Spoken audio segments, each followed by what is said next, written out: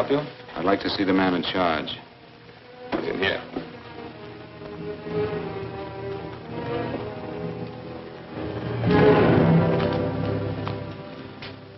I want to report a murder. Sit down.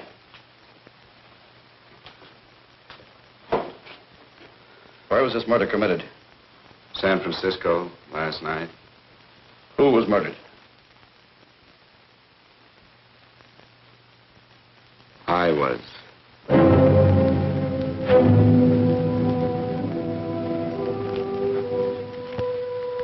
Well, do you want to hear me out or don't you, Captain? I don't have very much time. Your name Bigelow? Frank Bigelow? That's right. Answer the San Francisco APB. Send it direct to Inspector Bannon at Homicide.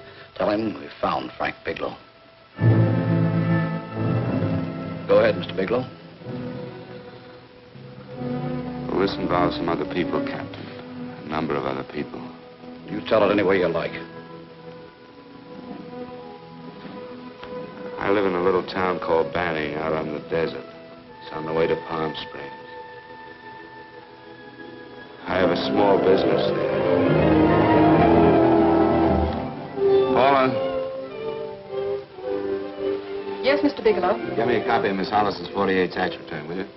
Oh, you better get the 47, too. Yes, Mr. Bigelow. I don't think we took any depreciation on that new equipment last year. No, we didn't. I remember you said we could include it all this year. Sure, we can. Hey, Frank. Yeah, well. Peterson says he wants a financial statement before he can give me my loan. Hello, Kitty. I will. Well, I'm leaving for San Francisco today, but I'll be back in about a week. I'll take care of it for you then. Sure is a scorcher, isn't it? Well, I've seen him worse. Well, have a nice time, Frank. Yeah, thanks, Will. Oh, why don't you come down to the place and let me give you another permanent? Makes your hair so much easier to manage in all this heat. I can't afford it right now. Maybe next month. Yeah, here it is. No, we didn't take it. Well, we can do it this year. You work it out any way you think best. Have a nice trip, Frank. Sure, Kitty. See you when I get back. Bon voyage. Why don't you come down anyway, Paula? We'll work out a deal on that permanent. Thanks. Maybe I will. Hello? Oh, hello, Mr. Hawkins. Just a moment. Do you want him to send your ticket over? No, I'll pick it up myself. No, never mind. Mr. Bigelow will pick it up at the station. Bye.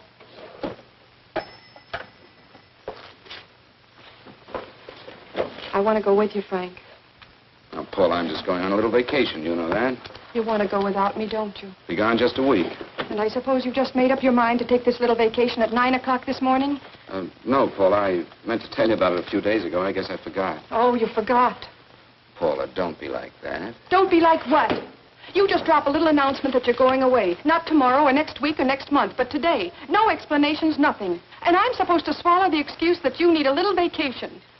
I just want to get away from town for a few days, that's all. Get away from this town or get away from me. Oh, Paula, please try to understand. How can you ask me to understand anything like this? No, I'm sorry, but I don't understand. Go to San Francisco, but don't expect me to be waiting for you when you get back.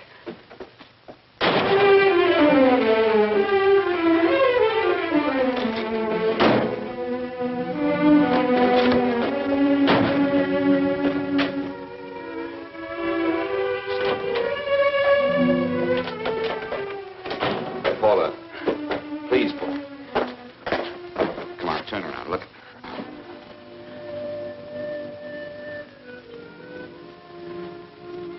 Come here. Why do you do this to me, Frank? Why can't you be honest with me? As honest as I am with you? Do you have to go? I have to go, Paula. I know what I'm doing. All right, go. Go anywhere you like. You can go to blazes for all I care. Paula. Paula. Yes, I know. I'm being foolish. Come here.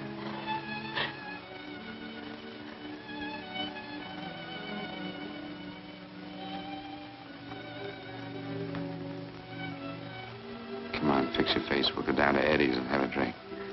All right, why not?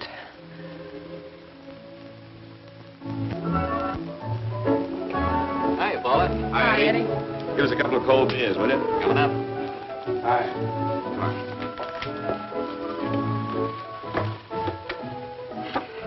What a relief. This air conditioning feels good. I sure wish we had it in the office. It'd make working a pleasure. Well, if it stays this hot, don't bother going in the rest of the week. I win 2 races today. How many did you lose? And you would have to ask that. Kind of early for you two, ain't it? Too hot to work. That's what I like to hear.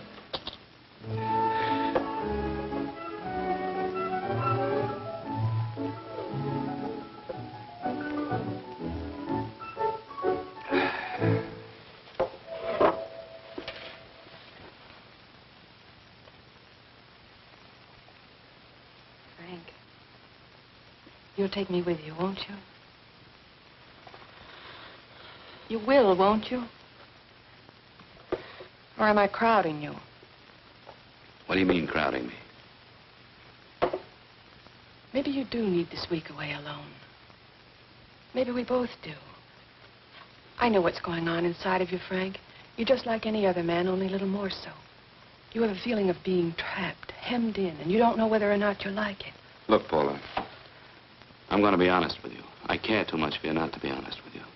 I'm as much concerned for your happiness as I am for my own. I know you've had one bad experience, Frank. I know all about it. But you don't know what it can do to 2 people, Paula. And the woman always gets hurt more than the man. I don't want you to get hurt, darling. More than anything in the world, I don't want you to get hurt.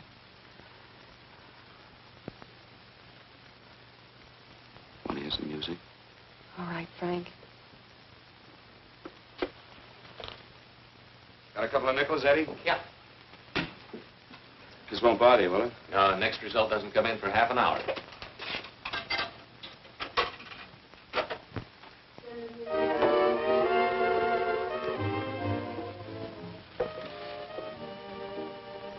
I thought that by now we'd be married.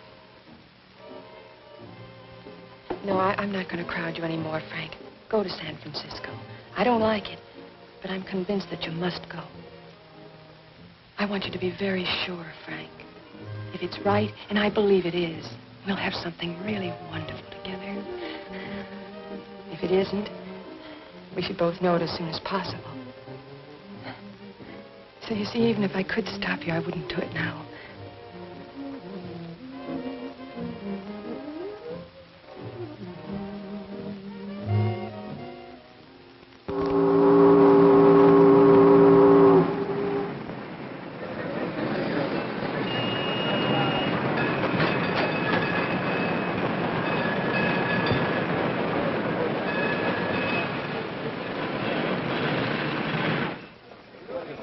Yes, sir. My name is Bigelow. I have a reservation. Yes, sir.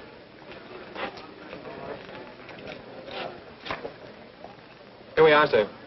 My name is Bigelow. I have a reservation. I have it, sir. It's a very nice room on the 6th floor, facing the bay. Boy, this might help you enjoy your stay, Mr. Bigelow. It's a little booklet on how to have fun in San Francisco. Oh, thank you. Very welcome, sir. Thank you. Say, is it always like this around here? No, this is market week, and it's the last day, too. Boy, always around until you need him. Oh, 517? Thank you. Here's a message for you, Mr. Bigelow. Long-distance call came in about an hour ago from Banning, from a Paula Gibson. Oh, thank you. Very welcome. Show Mr. Bigelow to 618. Right this way, Slide.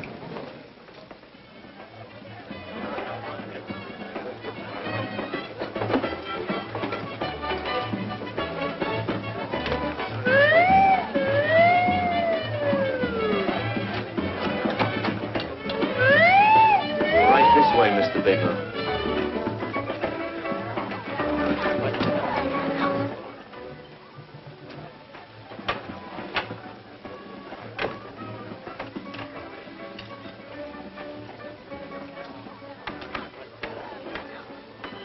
Is there anything else, Mr. Bigelow? Oh, yes. You can get me a dry Manhattan and a package of razor blades. Yes, sir. Thank you. Oh, and you can leave that door open. Hello, operator. I want to speak to Miss Paula Gibson in Banning, California. Yeah, that's right. No, I'll wait. Hello? Hello, Paula.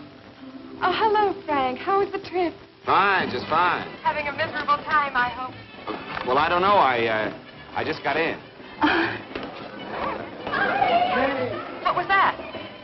Market week. The place is crawling with traveling salesmen.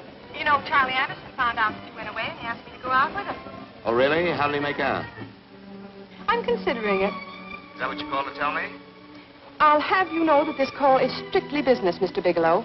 Did a Mr. Phillips phone you? A Eugene Phillips of Los Angeles. No. He will. He phoned the office 3 times today.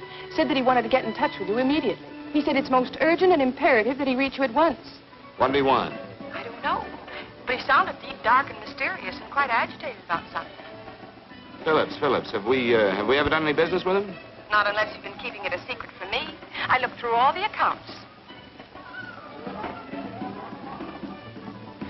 Why did you tell him you could reach me here? You know I'm supposed to be on vacation. So you told me. And so I told him, dear heart. But the gentleman didn't seem to respect your temperamental moods the way I do. He was very insistent that he speak to you before it's too late, as he put it. Well, tell him you tried to get in touch with me and I've changed my plans and you can't reach me. He won't talk to me. I told him that I was your confidential secretary, but I guess I didn't sound confidential enough. So I told him that he could reach you there this evening.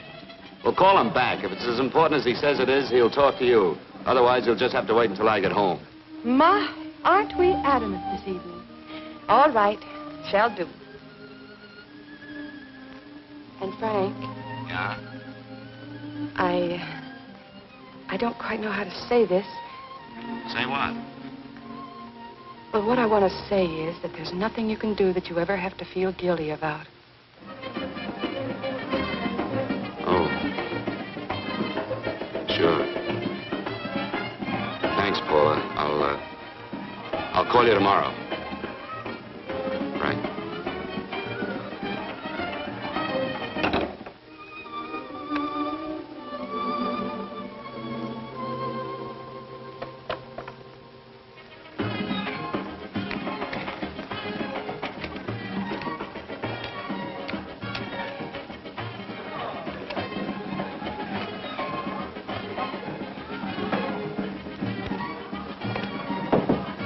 Oh, just put it there, please. You can keep the change. Thanks very much. Say, how long has this been going on? Oh, it's been a madhouse all week, but they check out tomorrow. Oh? I thought you were with them. No, I'm just here on a vacation. Why does everybody come to San Francisco and tear loose? Excuse me. Say, I'm awfully sorry to bother you, but would you mind if I use your telephone? No, go right ahead. I'm just across the hall here. One of the boys is using my phone, and he's been on it for a half hour. I just want to call downstairs. Yeah, sure. Thank you. Room service, please. Hey, things really picked up the last few days, didn't they? You right up much business? Well, I'm not here on business. Oh, room service? It's Mr. Haskell in 617. Yes, that's right. Would you send up 3 more bottles of bourbon and 2 scotch? Yes, that's right. Oh, and some more ice, too. Yeah. All right, thank you. You here all alone? Yes, I just got in town. Well, why don't you join us for a drink? Well, I don't want to barge in on your party. Oh, nonsense. It's not a party. Just a few of the boys entertaining some buyers. You know, the usual thing. A few drinks and some laughs. It's no party. Come on. Well, come on. All right. I know what it's like to be all alone in a strange city. I'm Sam Haskell. I'm Frank Bigelow. You think some of these guys never been away from home before? Yeah. Hey, quiet down a minute. Hey, will you quiet down a second? I want you to meet Frank Bigelow. Hello. This is Jane Carlisle. Bill Welch. How are you, Mr. Wells? Glad to know you, Bigelow. Jane's the prettiest buyer in San Francisco. Oh, hey, I resent that. You don't think I believe him, Elaine? Well, he spreads that from coast to coast. Oh, gee. But it's good for my morale anyway. I'm George Cantwell. Glad to know you, Mr. Bigelow. Bigelow, yes. Right on much business? He's not here on business. Oh? Well, Well, why don't you get the man a drink before he dies of thirst? how about a little bourbon? Well, that's fine. Bourbon it is. Of course, Mr. Wallace. Yes, Mr. Wallace. But, Mr. Wallace, I'll need at least a week in Cleveland to visit all my accounts. I can't figure on being in Philadelphia until the 17th. Eddie, will you get off the phone? I want you to meet Frank Bigelow. How are you, That's his boss. He's been trying for an hour to get his expense account boosted. Yeah, the way this guy holds on to a dollar, you'd think they weren't printing them anymore. Yes, Mr. Wallace. I'm leaving here the first thing in the morning. Yes, sir. Oh, keep your hips loose, Harry, like this. Oh, yeah. How's he doing? Oh, there's nothing wrong with Harry Drummer. The 2 years ago at the Murrays wouldn't cure. Hey, now, wait a minute. I was doing all right there. This is Sue and Harry Brandis. Hello, good to meet Glad you. How are you? Where'd you find her, Sam? On a dance marathon? Oh, Bourbon. Oh, Really? Oh, thanks. Now that you could do the rumba. Well, a little, but I'm kind of rusty. Anything would be an improvement after Harry. Oh, how do you like that? Well, here goes. Hey, you're good. Oh, my wife, she's a good dancer, isn't she, Bigelow? Oh, yeah. Fellas, I thought you were going to show us a good time tonight. Is this doing the town? That's right. We practically bankrupt our stores to buy everything you've got. Then you keep us in this hotel room. I agree. This is my last night to howl before I go back to being a dutiful housewife. Well, it looks like we're stuck, boys. This is where we blow all our commissions in one night. And you're coming with us, Bigelow. Oh, no, thanks. You run along. I've got to get unpacked and have dinner. Oh, no, you're not going to get away from me. Now that I found a man who can dance, I'm going to hang on to him.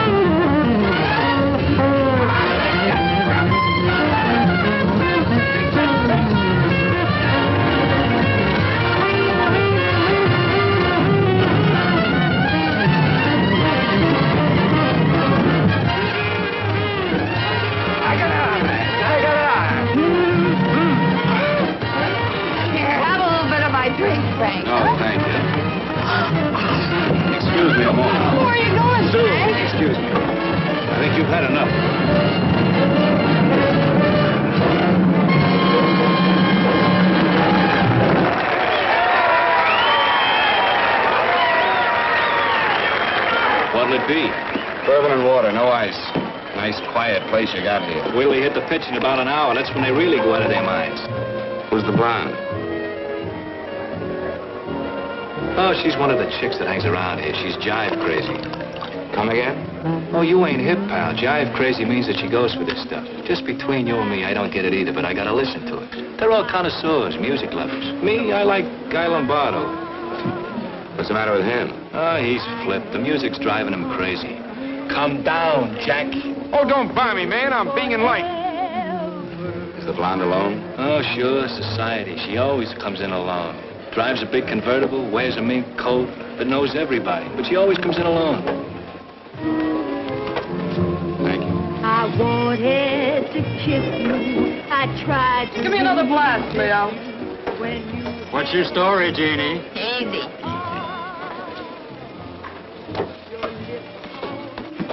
Hello. Easy. Dig the fisherman. Oh, that's really silk, isn't it? Can I buy you a drink? Sure thing. Give me a blast, Leo. Leo, I left my blast at the other end of the bar.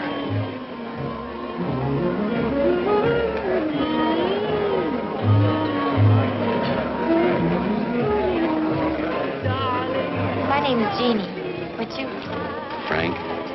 I've never seen you here before, Frank. Well, I've never been here before.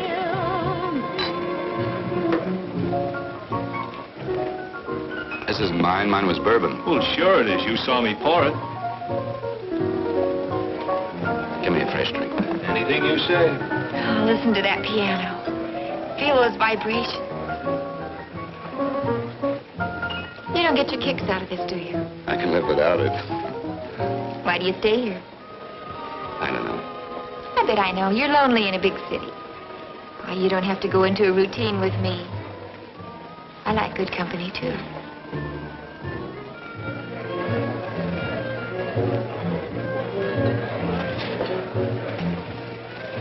Say, there are some people there I want to avoid.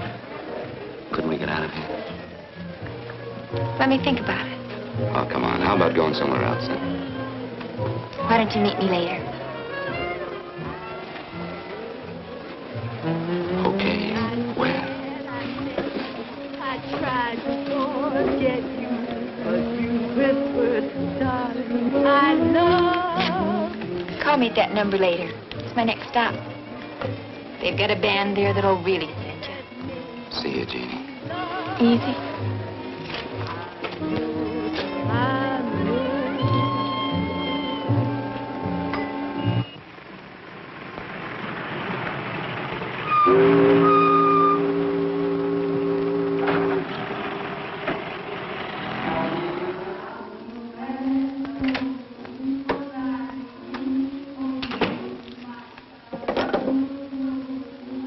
Never mind, operator.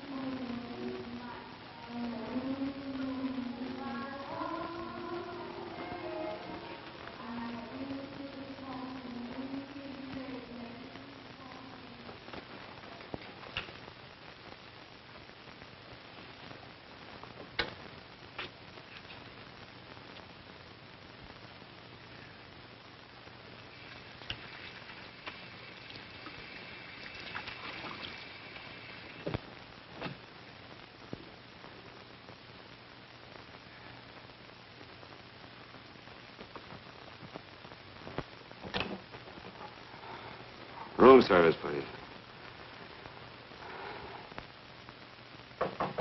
Come in.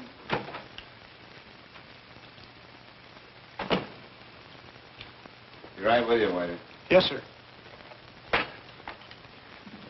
Rest well, sir? Yeah, sure. May I? Go ahead. It's on there for you. Thank you, sir. Would you like anything else? Oh, thank you, that's all. Waiter, Yes, sir. take this away. Is there anything wrong, sir? No, just take it away. I don't even want to look at it. Are you all right, sir? Yeah, sure. All right, I just had too big a night, I guess, that's all. Need some fresh air. Of course. Thank you, sir.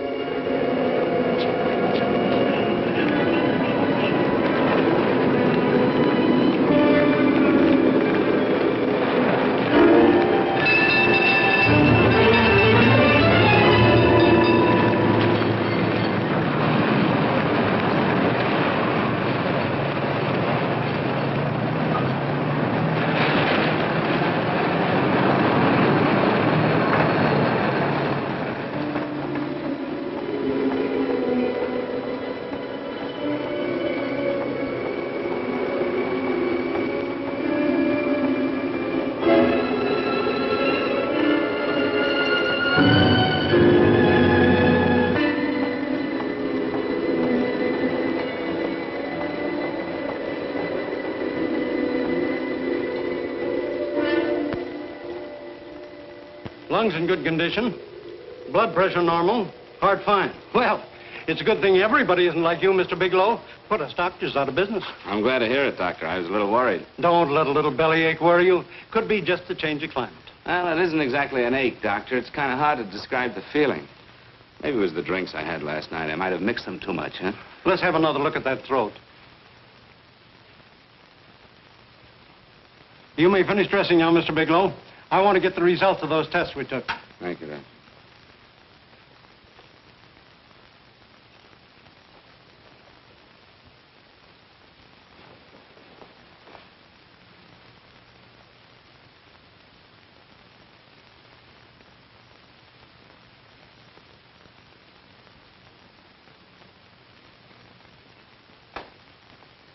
Mr. Bigelow, this is Dr. Schaefer. Hello, Doctor. How are you? Sit down, Mr. Bigelow. According to the information you gave Miss Wilson, you're not married, Mr. Bigelow. That's right. Do you have any relatives, family, anyone in San Francisco? No, no one. I don't know a soul in San Francisco. Where is your home? What is this, Doctor? Why all the questions? You're a very sick man, Mr. Bigelow. Sick? But you told me I was in good shape. Yes, I know. But my preliminary examination didn't reveal your true condition.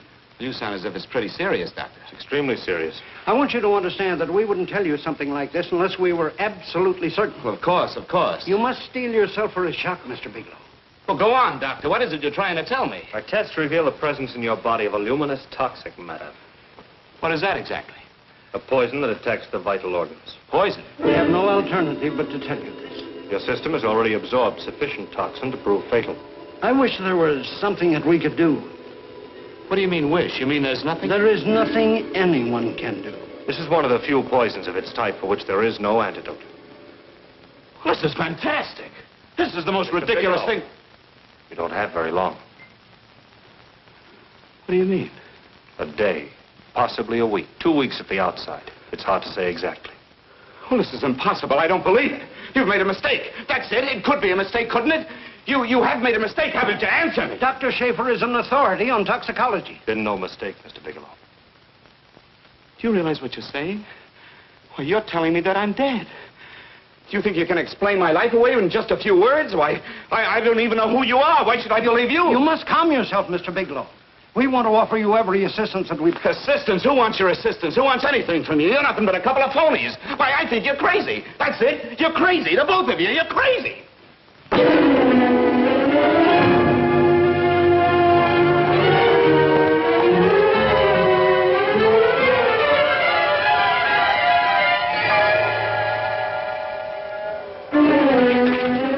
Where's the doctor? You can't come in. Come on, tell me. You have to go through the big before you come Get out here. of here. Doctor. What's the trouble here? What's the matter with you? Doctor, I want you to examine me for luminous poison. Come right in here.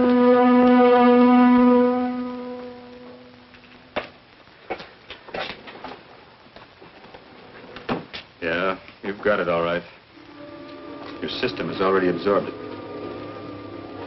Are you sure, Doctor? Are you absolutely certain? Couldn't there be some mistake?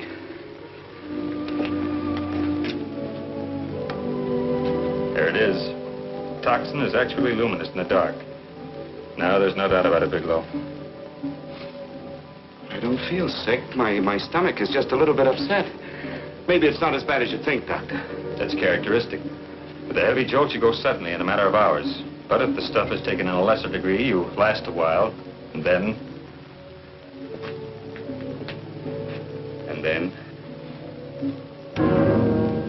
Give it to me straight, Doctor. Well, a number of things are involved. The systemic condition of the individual, the amount consumed, exertion. Yes? You won't feel too badly for a while. Then it will happen suddenly.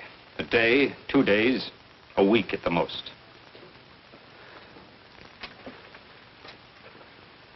A day. 2 days. There's nothing that can be done now. If it had been caught in time, your stomach could have been washed out. But you've had it in you for some time now. For at least 12 hours, haven't you, Bigelow? I don't know. You don't know? No. Don't you know how you got it? No. This is no accident. Somebody knew how to handle that stuff. That wax is tasteless and odorless. The amount of alcohol in your body, you must have got it in liquor. I was drinking last night.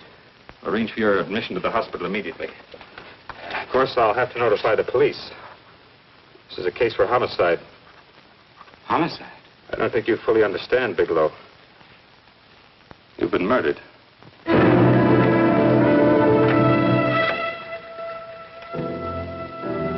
Get me police headquarters, please.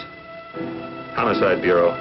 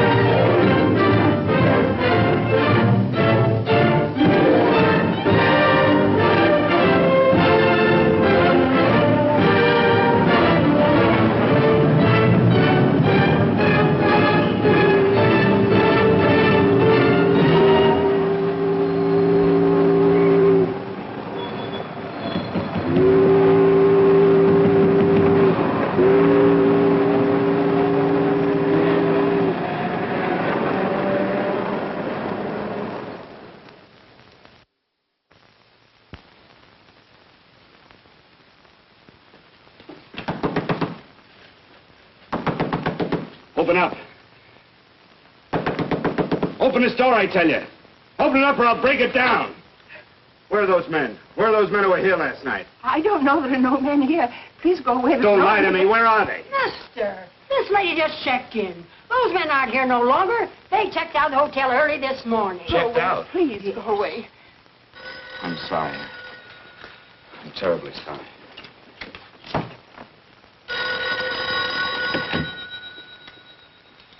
Hello? Please, Mr. Bigelow, my eardrums. Oh, hello, Paula. Your enthusiasm overwhelms me. Why haven't you phoned me, or is there a quota on telephone calls up there? I'm sorry. I've been busy. I'll bet you have. Visiting the museums, no doubt. What's happening up there that's exciting or different? Nothing, not a thing. I'll bet you miss me, but you're too stubborn to admit it. Sure. You know, if you'd like me to come up, I could pack a toothbrush and leave right away. No. Well, you don't have to snap my head off. You could at least make pretense of missing me. I'm sorry, Paula. Of course I miss you. Listen, Paula, Paula, it's just that I don't feel like talking now. I'll call you later. Don't strain yourself. You phone me sometime when you feel more like talking. Oh, by the way, I called that Mr. Phillips back. Phillips? Yes, you know, the man that tried to reach you. Well, I'm afraid you'll never know why it was so important that he speak to you. His office said he died yesterday. Frank, are you there? Did you hear me? Die? When? Yesterday. So you won't have to bother your little head about him anymore. You can just go ahead and have fun. Paula, what did he die from? Do you know? I suppose he died from whatever people usually die from. Well, didn't they tell you? Don't you know? What are you getting so excited about? You said you didn't even know the man. Listen, where's his office located? What difference does it make? You can't talk to him now. I told you the man's dead. Paula, will you stop talking so much and tell me where his office is? All right. It's the Phillips Importing and Exporting Company, Bradbury Building, Los Angeles. Bradbury Building, Los Angeles. That's right. Say, this is really a switch. Listen, if you want to reach me, I'll be in Los Angeles. Are you out of your mind? I'm sorry, Paula. I've got to hurry. Wait a minute. Where in Los Angeles? The Allison Hotel. Goodbye, Paula.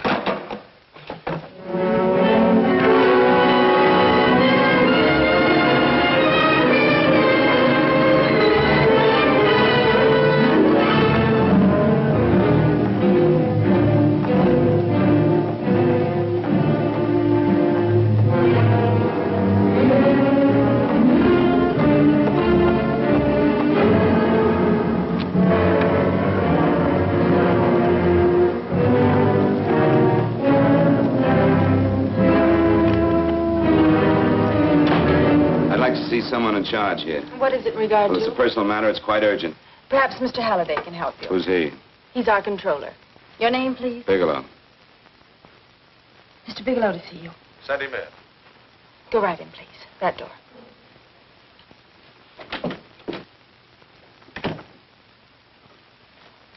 Mr. Bigelow? How are you, Mr. Halliday? What can I do for you? Well, Mr. Phillips phoned my office several times yesterday. I'd like to find out what it's all about. You know Mr. Phillips died yesterday? Yes, I know. Well, I don't understand. If he phoned you, didn't he tell you what it was about? Well, he didn't speak to me. I wasn't in my office at the time, and he wouldn't tell my secretary. Well, I'm afraid I can't be of much help, Mr. Bigelow. I have no idea why Mr. Phillips tried to reach you. I'm sorry you had to make the trip for nothing. How do you know I made a trip? I didn't say anything about making a trip. I merely said he phoned my office. My office could be here in Los Angeles. Miss Foster, Yes? didn't you mention something yesterday about Mr. Phillips speaking with Mr. Bigelow in San Francisco? I said that he had phoned Mr. Bigelow's office in Banning, but that Mr. Bigelow was staying at the St. Francis Hotel in San Francisco. I'm sorry you misunderstood me. Do you know why Mr. Phillips called? No, I don't. All right, thank you, Miss Foster. You can understand that we've been somewhat upset around here. Now, if you don't mind,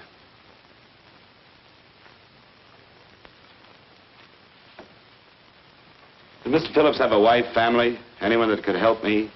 you can't intrude on people at a time like this just to satisfy some curiosity. It isn't just curiosity. Then I suggest you wait a week or so. I can't wait. Well, I'm sorry you'll have to. Well, there's always a phone book. You're a pretty aggressive fellow, Bigelow. Are you quite sure that this is as important as you make it appear to be? It's important. Mrs. Phillips lives at the Sunset Arms Apartments. Thank you. I needn't tell you she's under a strain. I suppose you're capable of using a little more tact with her than you demonstrated with me. I think I can handle it. By the way, what was the cause of Mr. Phillips' death? Suicide. He leaped from the balcony of his apartment. Thank you.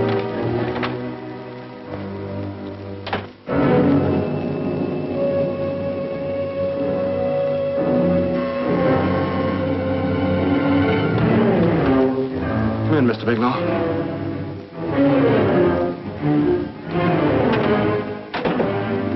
I'm Stanley Phillips, Eugene's brother. Halliday phoned that you were coming.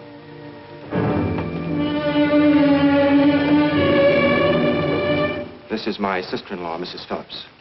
I'll try to make this as brief as possible, Mrs. Phillips. I'm afraid I can't be of any help to you, Mr. Bigelow. I haven't the slightest idea why my husband wanted to speak to you.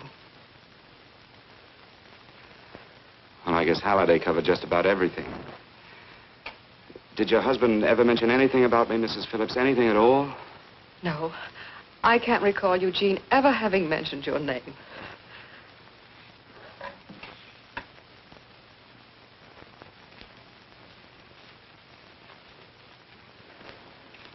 I hate to ask you this, Mrs. Phillips, but it's of vital importance to me. Do you know why your husband committed suicide? Oh. You're certainly not the most diplomatic person in the world, are you, Bigelow? Were you a friend of my brother's? I never met him.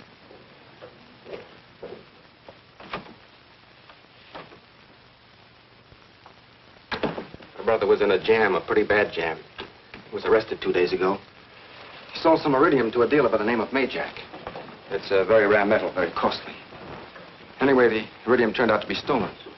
He was released on bail yesterday, but he faced a pretty stiff prison term.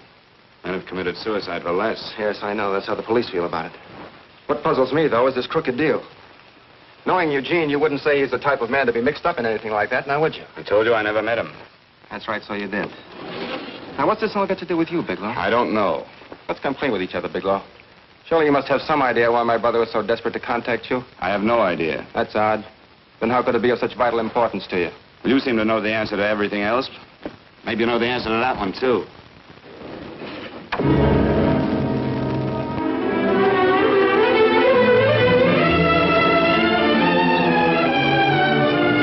There's a message here for you to call operator 82 at Banning. Oh, thank you. Show Mr. Bigelow to room 821. Say, would you have the operator put this call through to my room right away? I'll take it up there. Thank you. Hello, operator. I'll call you if I need anything. Thank you, sir. Hello, Paula? Well, Sinbad, I'd just about given you up for lost. Do you mind telling me just why you rushed down to Los Angeles? I can't explain it to you just now, Paula. I just can't explain it. What's going on, Frank? You don't even sound like yourself. Well, I'm just a little tired, Paula, that's all. But I miss you. Oh, Frank. I can't tell you how good it is to hear you say that. And here I was worrying that I'd lost my charm. When are you coming home, Frank? Soon, Paula. I'll be home soon. I'll go right out and get myself a permanent so I'll be pretty when you see me. Hey, guess what? I found that Phillips name in your notarial ledger. Notarial ledger? Yes, of all places. I remember now I made the entry myself. You had notarized a paper one morning before I came to work. What kind of paper was it? A bill of sale for a George Reynolds made out to Eugene Phillips of Los Angeles. So you see, I was right. We hadn't done any business with Phillips, only indirectly. What was the bill of sale for? A shipment of iridium, whatever that is. Iridium? You mentioned at the time that this fellow Reynolds had made some kind of a deal in Palm Springs, and he stopped in your office early in the morning on his way north to have it notarized. Wait a minute. Wait a minute, George Reynolds. That was about 6 months ago, wasn't it? That's right, 6 months ago. Thanks, Paul. Oh, goodbye. Goodbye. Hello, operator. Get that number back for me.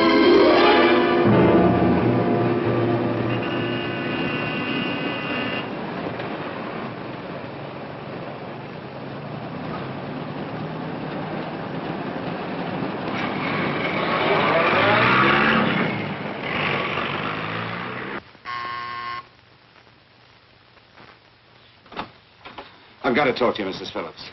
Please, go away. I want to be left alone. But I found out why your husband wanted to see me. It was in connection with a bill of sale. Come in. Thank you. What do you know about a man named George Reynolds? George Reynolds? Yes. Why, that's the man my husband claimed sold him the iridium. And what did Reynolds claim? Reynolds disappeared. Yes? About 2 months ago, my husband grew suspicious that something was wrong. Since then, he tried in every way to locate Reynolds, but could find no trace of him. But I don't get it. Your husband could have proved he made a legitimate deal by showing the bill of sale he got from Reynolds. Then there was a bill of sale? Yes, of course there was. My husband swore there was, but at the time of his arrest, he couldn't find it. It was mysteriously missing. Well, then, if your husband could have shown proof, it would have been George Reynolds who would have faced the prison term. Eugene was convinced that Reynolds had stolen the bill of sale. He was the only one who had reason to eliminate evidence of the transaction. Thank you, Mrs. much. You've been very helpful. Oh, if you'd only come sooner, Mr. Bigelow. My husband might be alive today. I know.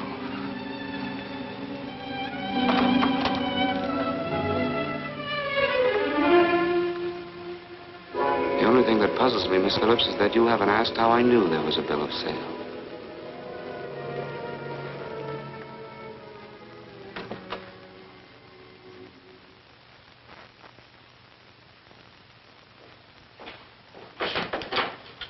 Mr. Holliday isn't in. He should be back shortly. I think you're the one who can help me, Miss Foster. Mr. Phillips tried to reach someone else before he called me yesterday, didn't he? Why don't you ask Mr. Holliday? Obviously, Mr. Holliday wasn't here yesterday, or he wouldn't have had to learn from you that Phillips called me. And you're the logical person to know who else Phillips called. I don't believe that's any of your business, Mr. Bigelow. Don't think you're revealing anything confidential, Miss Foster. I know that he tried to reach somebody else. Mrs. Phillips told me. You're bluffing, Mr. Bigelow. I don't know what you're after, but you're trying to trick me. Mrs. Phillips didn't tell you a thing. How do you know that? Mrs. Phillips knows nothing about it. She doesn't. Well, why wouldn't she? Wait a minute. I was talking about George Reynolds. Who did you think I meant? Just who is it that Mrs. Phillips doesn't know I about? told you before, that's none of your business. All right, young lady, I'm going to give it to you straight. Phillips was murdered. Murdered?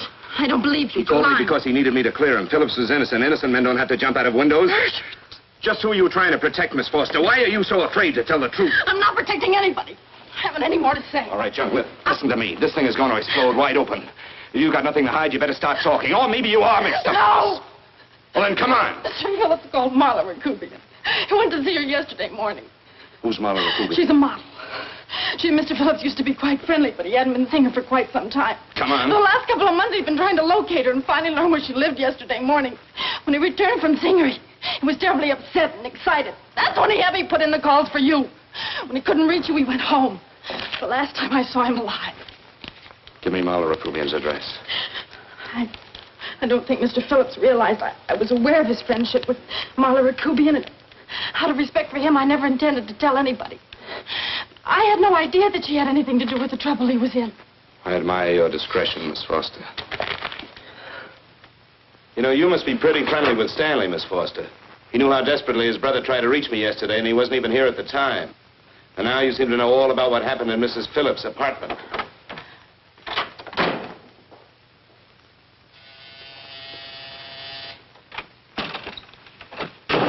Miss Rakubian? Yes? What do you want? Get out of here or I'll call the Go police. ahead, call him. Oh, go ahead, call him. Going on a trip, huh? Yes, going away for the weekend. Sailing for Buenos Aires tomorrow, some weekend. I'll send you a postcard. Now get out of here. Who are you going with, George Reynolds? Never heard of him. I suppose you've never heard of Eugene Phillips either. Just who are you? What do you want? Never mind who I am. Where's Reynolds? I told you I don't know him. Now will you get out of here and leave me alone?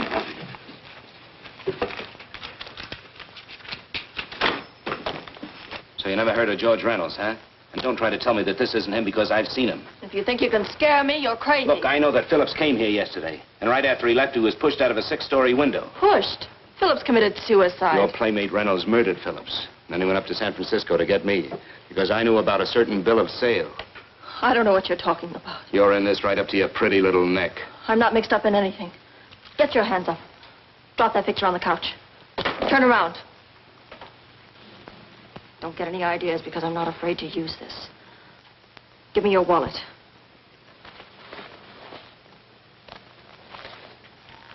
Frank Bigelow, Hotel Alex. All right, now where's Reynolds? I don't know. I don't know where he is. Is that what you told Phillips yesterday? I told him exactly what I'm telling you. I haven't heard from him in months. Yeah? You're mighty careful of the picture of a man you haven't heard from in months. What does the Ray stand for? It was a pet name. Do you mind? Oh, it sounds very cozy, Miss Rakubian. You and Reynolds call each other pet names while you make a sucker out of Phillips. Phillips made the deal because he wanted it. Yeah? I'll bet you weren't above using what it takes to help make him want it. Who's paying for this trip? I am. Really? A first-class trip to Buenos Aires on a model salary. Don't make me laugh. Since you and Reynolds aren't seeing each other anymore, you don't mind if I keep this to you. If I were a man, I'd punch your dirty face in. You know, I really believe you would. Oh, I almost forgot. Your tickets. Don't be surprised if I'm there to see you off.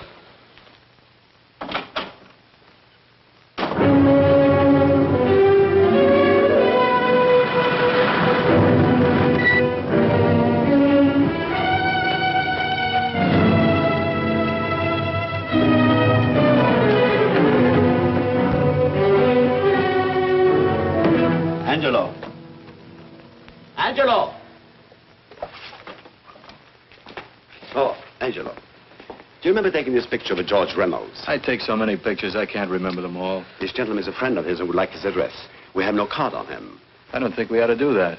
He's willing to pay $20 for it. That's the paper we used last year. Of course, you understand, we usually don't give out the information about our clients. I know, you're a couple of high-class fellas. Thank you.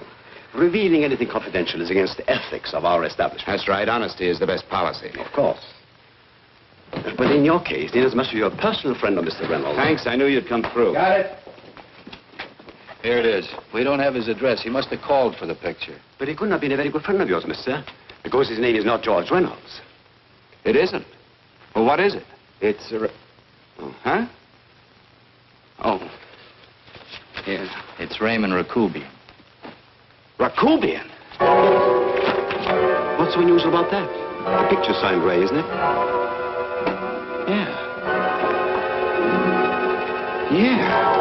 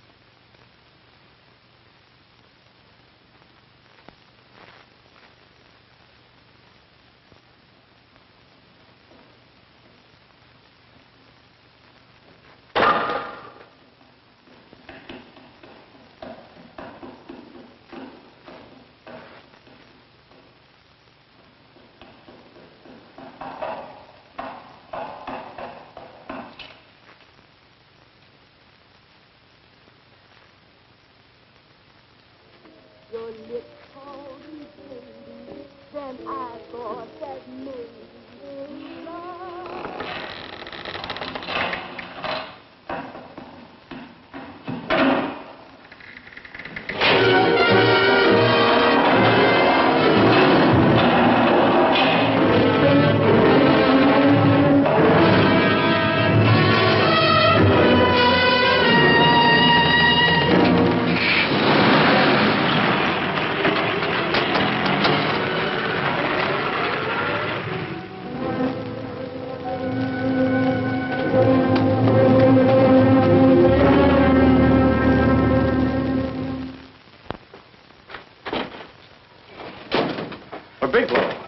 Are you all right?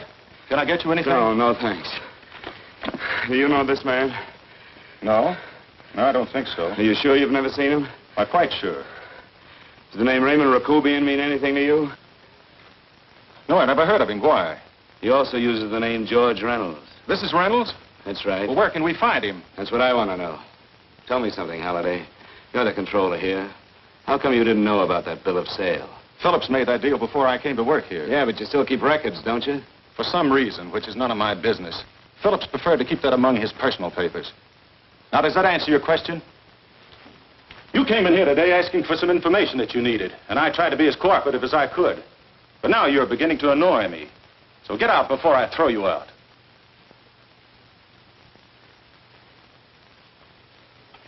You know, you really frighten me.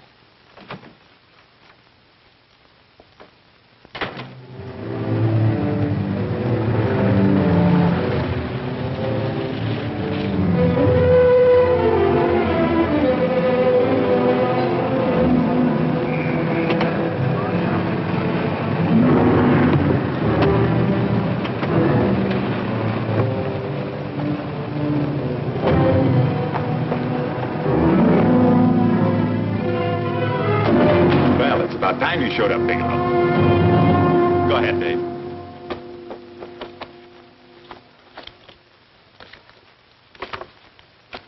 Real cute, ain't you, Bigelow?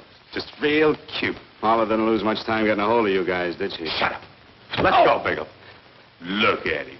He can't take it. Soft in the back.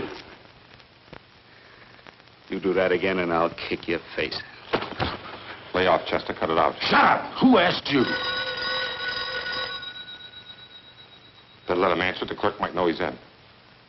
Go ahead, Bigelow.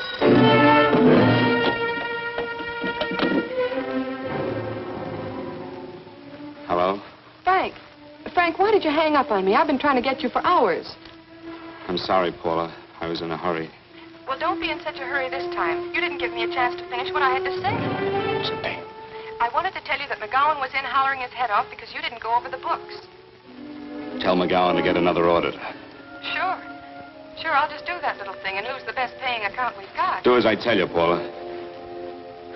Frank, are you drunk? Paula, how much we got in the bank? About $2,200. Draw it out tomorrow. Sure. Then what do? Skip town without paying our bills? Forget the bills. You know that coat you always wanted? Buy it. You are drunk. You know, if I didn't have such a good character, I'd be tempted to take advantage of your intoxicated state, Mr. Bigelow. I'm not drunk, Paula. Well, then don't tell me that one day away from me can affect you this way. Cut it short. Paula, Yes? I'm sorry I left you. I never realized how much I love you. But I know it now. Oh, Frank, darling, I love you too so very much. Please come home. I miss you terribly. I said cut it short. I'd just love to let you have it, Bigelow. Let's go, Chester. This guy's kept us waiting long enough now. Walk in front of me, Bigelow. And keep your mouth shut. If you so much as look cross-eyed at anybody, I'll blow the back of your skull out.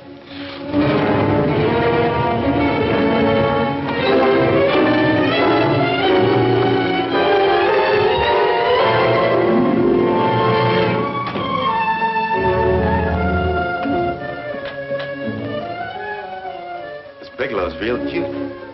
He wanted to get tough with Chester. He don't know Chester. Did you get the picture? Don't I always get what Mr. Majak sends me after? Majak?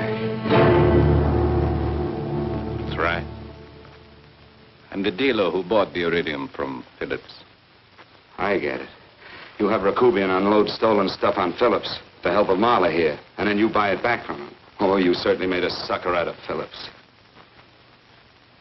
What is it, Mr. Bigelow? Exactly what is on your mind? I'm looking for Raymond Rakubian. What? Well, now, Marla here has told you everything else. I'm sure she must have told you that, too. You don't expect me to believe this conversation. So, what is on your mind? I mean, underneath. You forced your way into my affairs, and now I want to know why. I just told you. I'm looking for Raymond Rakubian. Don't get cute. I'm just itching to work you over. Soft in the belly. Can't take it. See what I tell you?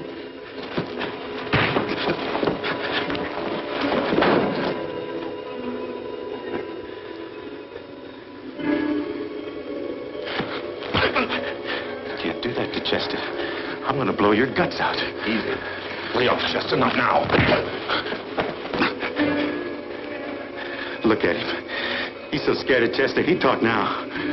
He's not afraid, Chester. You can tell from a man's eyes when he is afraid. Look at his eyes.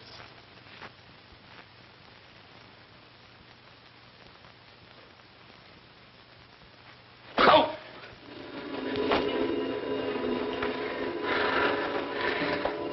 I'm telling you, Majak, you better keep him away from me or he's really going to have to use that gun. Go away, Chester, please. Do what I tell you, my boy. Please. And help Dave. Joe. You're an unfortunate boy. He's psychopathic. He's unhappy unless he gives pain. He likes to see blood. Come with me, Mr. Bigelow.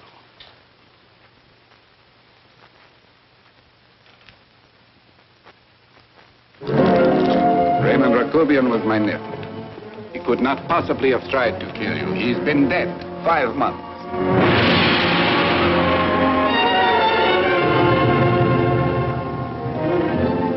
I'm afraid you have been sidetracked. Provided it is true that somebody made an attempt on your life. Somebody made an attempt again today. I had no reason to kill you, believe me. What do you mean you had no reason? I notarized a certain bill of sale. You notarized the bill of sale for Reynolds, not Rakubian. Now, what I told you was true. I had no reason to kill you. That's a closet, Mr. Bigelow. And under other circumstances, you could go home now. But now you present a problem. You know too much, and I am in danger. Chester! Suppose I were able to prove to you that I only want to find the person who tried to kill me. And I won't cause you any trouble. You know I can go to jail for 10 years for this little business. 10 years. At my age, that's my life. That means my entire life. With my life, I do not take chances. I am sorry, believe me. You want Joe to go with you? No. Just Bigelow and me. And baby makes 3. But Major... Goodbye, Mr. Bigelow, and forgive me. Let's go, Bigelow. I guess you won't be there to see me off.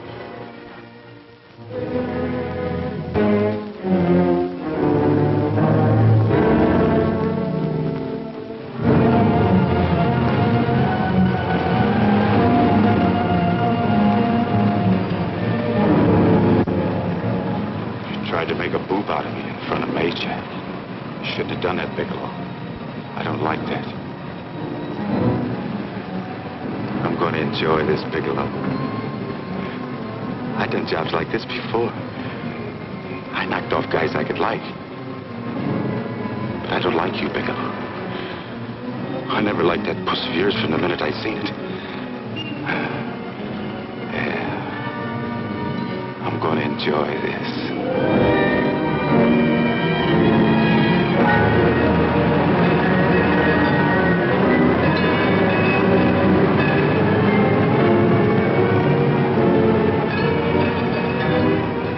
Scared yet, are you, Bigelow? But you'll be scared. Good scared. I think I'll give it to you in the belly. You don't like it in the belly?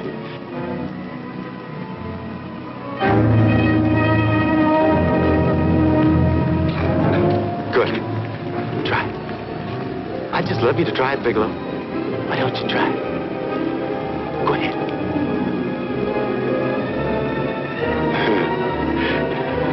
Didn't have the nerve, did you, Bigelow? I think I'll give it to you right in the belly.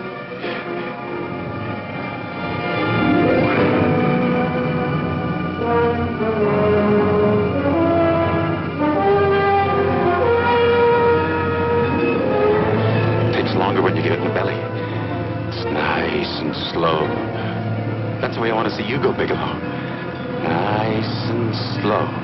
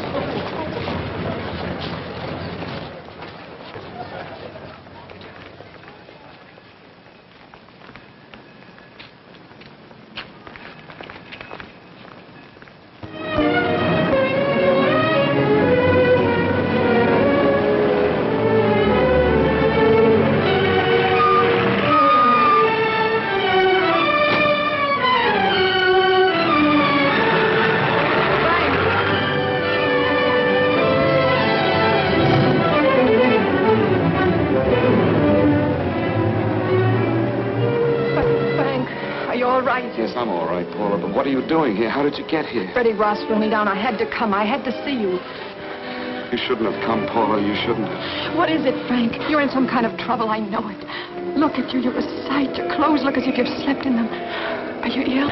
You are. You're feverish. I'm all right, Paula, and I'm not in any trouble, believe me. You're lying, Frank. Right after I spoke to you, I got a phone call from the San Francisco police. They asked if I knew where you were. You didn't tell them anything, did you? Of course not. It was the homicide detective that called. What is it, Frank? If you're in any kind of trouble, you certainly can trust me. Look, I'm not in any trouble with the police, Paula, believe me. But you can't stay here. You've got to go back to Banning right away. No, I won't go, Frank. I won't. I'm staying here with you. Paula, it's better that you go back, believe me. Why? What's this all about? What have you got to do with this Phillips and Reynolds? Phillips was murdered. What could that possibly have to do with you? All you did was notarize a paper. You've notarized hundreds of papers. I know. All I did was notarize one little paper out of hundreds. Frank, you frighten me. You don't even act like yourself. I know that you're in trouble, that something is wrong, that you're in serious trouble. You frighten me, Frank. Oh, don't be frightened, Paula. Don't ever be frightened of anything again. Will you promise me that? I love you so much, darling, more than you seem able to understand. Oh. I never really knew happiness until I loved you. Sometimes when I used to be afraid that you weren't sure how you felt, I tried to hold back, but I couldn't. Losing you would have been losing everything. There would have been nothing left. Don't, Paula, don't. Now I'm afraid again. Somehow I feel that I'm going to lose you, but there's nothing I can do about it. I feel so helpless. You're leaving me out of something. Tell me, Frank, what is it? Give me a chance to fight back. Just give me a chance, please. You do love me, don't you? Oh, yes, Paula, I love you. I never was more certain of anything in my life. I wasn't sure before. I was a little blind, I guess, but believe me, I'm sure now. Can you understand that, Paula? I understand. A man can be like that, Paula. Something has to happen. It can be a big thing or a little thing, but it can make him realize how much someone means to him, how much he really loves her. Oh, and I love you, Paula. More than I ever thought it possible to love anyone in the world, I love you. Then why won't you tell me about this trouble you're in? Why won't you try to let me help you? You can't help me, Paula. You don't want my help. Oh, Paula, there's nothing you can do. Will you believe me? So will you please go home, please? No, Frank. I won't go. I know you're in trouble. I can't leave you like this.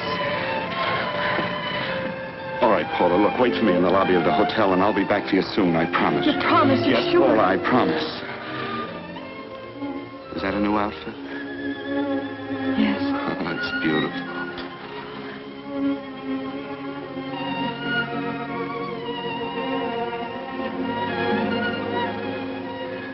You'll come back to me, won't you, Frank? Yes, Paula, I'll come back, I promise. Please hurry, darling. Oh, I love you. I love you, Paula.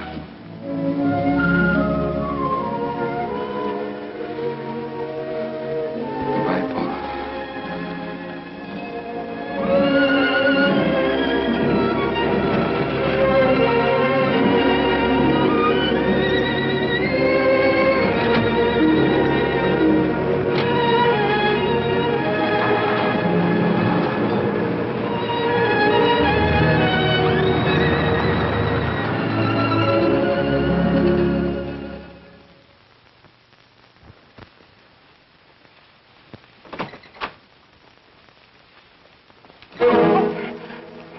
Stanley here?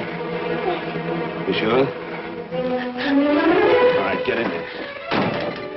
I'll get Stanley on the phone. Tell him to come over here right away. Use any excuse you want.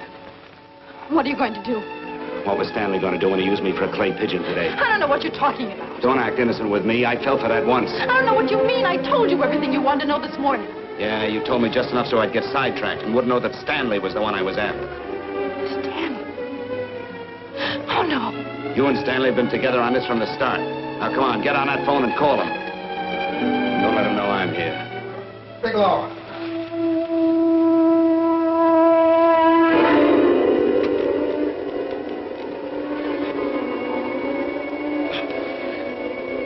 You've been sidetracked, all right. But it was the poor bereaved little widow who did it. We're supposed to have found this letter this afternoon. It's in my brother's desk at the office. It's postmarked 2 years ago. It isn't exactly the kind of a letter that a married woman gets from a casual friend. I'm sure my brother wasn't aware that they were so well acquainted when he hired Halliday. What's the matter with him? all right since dinner. Where did he have dinner? At Mrs. Phillips' apartment. Halliday was there, too, and Stanley confronted them with that letter. Do you have anything to drink? Yes, why? How long ago? Half an hour ago, just before I came here. Miss Foster, get on the phone, call the emergency hospital. Have them get an ambulance over here right away. What? Tell them to prepare a stomach wash for luminous poisoning. Luminous poisoning? Go on, do what I tell you. You may still have a chance to save his life. Go on!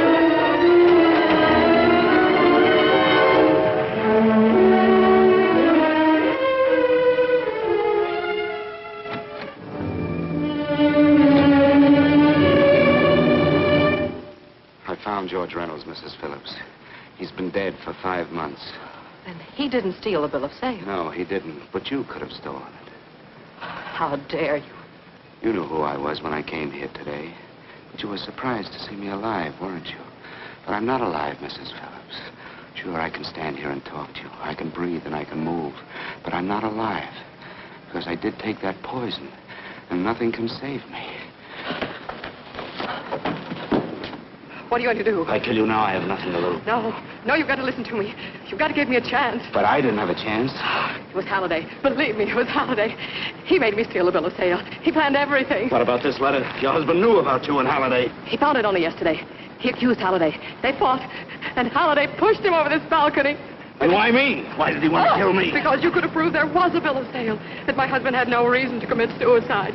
Halliday was desperate. After he killed my husband, he found out about the phone calls to you. He thought you spoke to him, that you knew enough to involve him.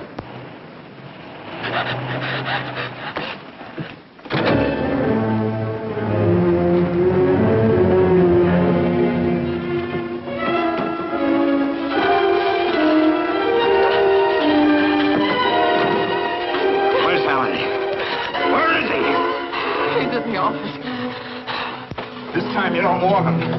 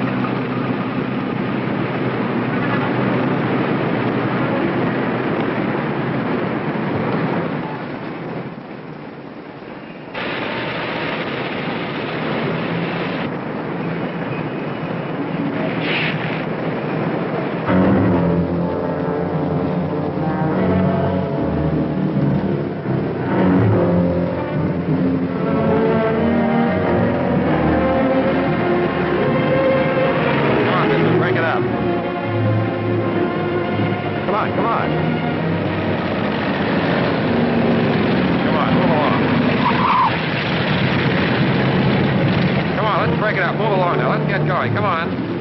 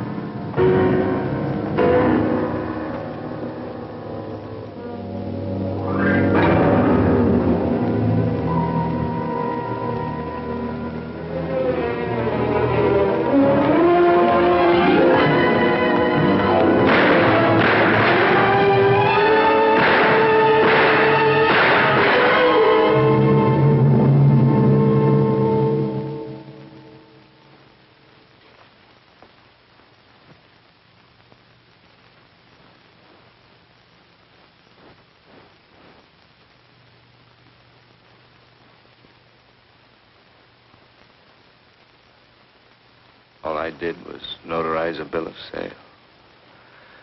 But that piece of paper could have proven that Phillips didn't commit suicide. He was murdered. And that's why Halliday poisoned me.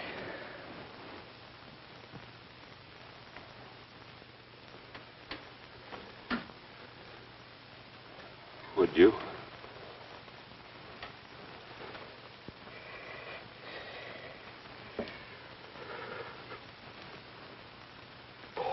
Paula.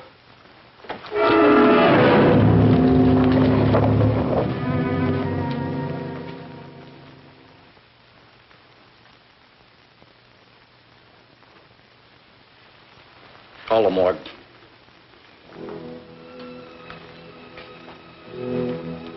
Johnson, you go to the Allison Hotel, find Paula Gibson. Don't tell her anything. I'll break it to her.